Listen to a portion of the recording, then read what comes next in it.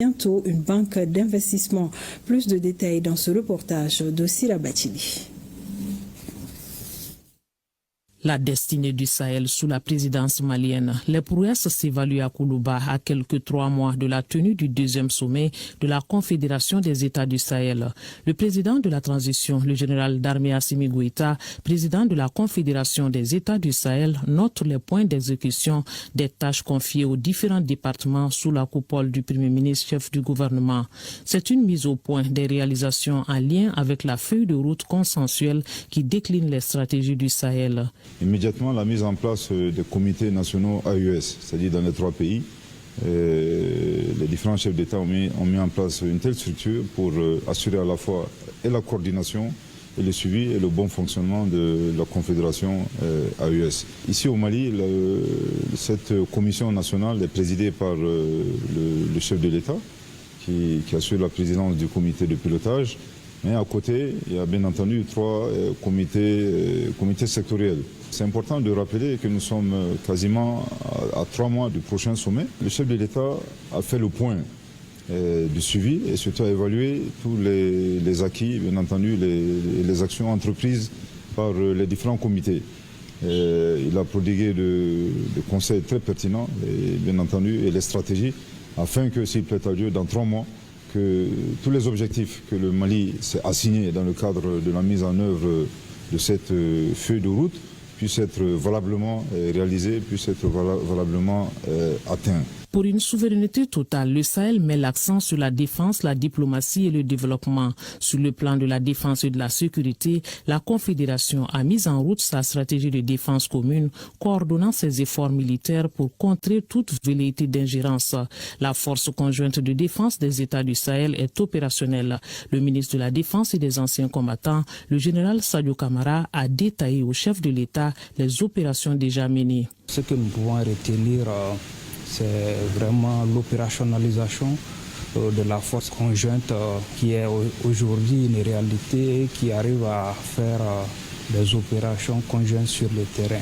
Nous pouvons rassurer les peuples du Sahel que sous le leadership de nos chefs d'État, nous allons continuer à travailler davantage pour mener nos missions à bien. Présentement, il y a l'opération IRECO 2 qui est en cours avec des résultats probants. Cette opération se passe dans la zone des 3 frontières entre le Mali, le Burkina et le Niger.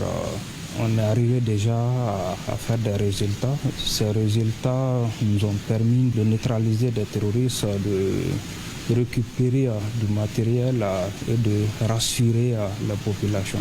Une vision sécuritaire bien définie donc dans une trajectoire bien tracée, comme acté lors du sommet de Niamey par les présidents Goïta, Tchani et Traoré. L'AES met en avant une diplomatie revitalisée avec de nouveaux objectifs et plus d'engagement à atteindre des objectifs communs.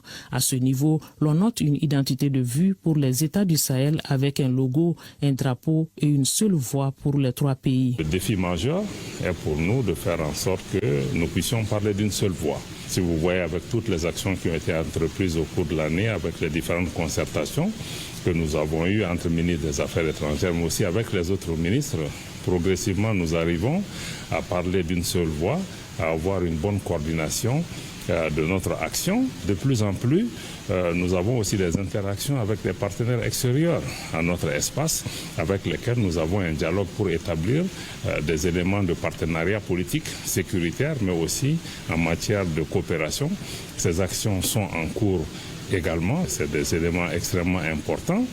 Et du point de vue aussi de la visibilité de la Confédération, aujourd'hui il y a un drapeau, il y a le logo, il y a aussi le passeport qui a été mis en circulation. Tous ces éléments concourent à vraiment établir l'AES comme un acteur majeur qui travaille. Sur le plan économique et de développement, dans un contexte de rareté des financements, la création d'une banque d'investissement est en vue avec un fonds de stabilisation. Objectif, protéger les économies des États membres contre d'éventuels chocs extérieurs.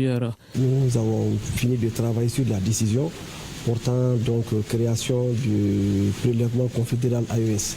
Donc vous savez que nous étions dans la CEDEAO et il y avait le prélèvement qui se faisait pour le compte de CEDEAO. des marchandises entrant, les liquides, les solides.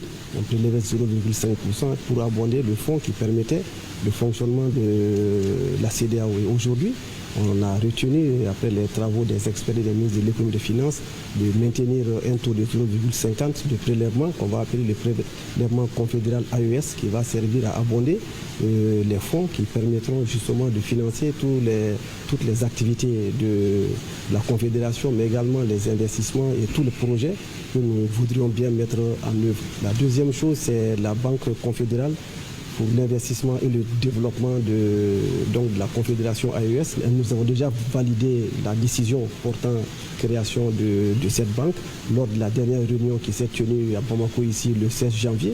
On a décidé de porter le capital à 500 milliards. On a décidé de déterminer comment on va mobiliser ces 500 milliards sur les budgets internes et sur les prélèvements et sur d'autres aspects. Dans un délai de 9 mois, logiquement, si le calendrier est respecté, nous pouvons commencer à instruire les premiers crédits au niveau de cette banque douane, notamment au Niger, au Burkina, à Bamako. Et ces différentes réunions des douanes ont permis donc de proposer un code des douanes AES et de déterminer un tarif préférentiel AES et de déterminer un tarif intérieur AES. Donc ce qui veut dire que de plus en plus nous allons converger vers un espace douanier unique qui va permettre de favoriser, de faciliter le mouvement des biens.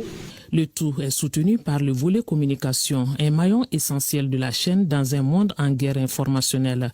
Il faut être proactif et couper court à la désinformation. Nous sommes dans un contexte de guerre informationnelle. Tous les États de l'AES sont victimes de ce terrorisme médiatique.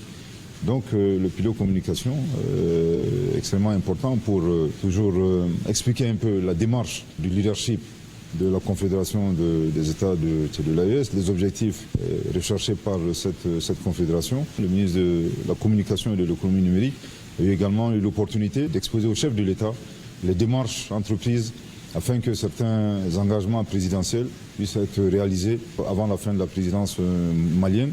Je voudrais ici évoquer la création d'une télé AES. Toutes ces activités visent un même objectif. D'abord, c'est la souveraineté pleine et entière des États de la Confédération du Sahel, donc AES, la prospérité des populations et surtout, bien entendu, des questions de défense et de sécurité, afin que cet espace soit bien défendu, bien sécurisé et que la souveraineté soit totalement pleine et entière au profit de nos populations, conformément à la vision de nos trois leaders.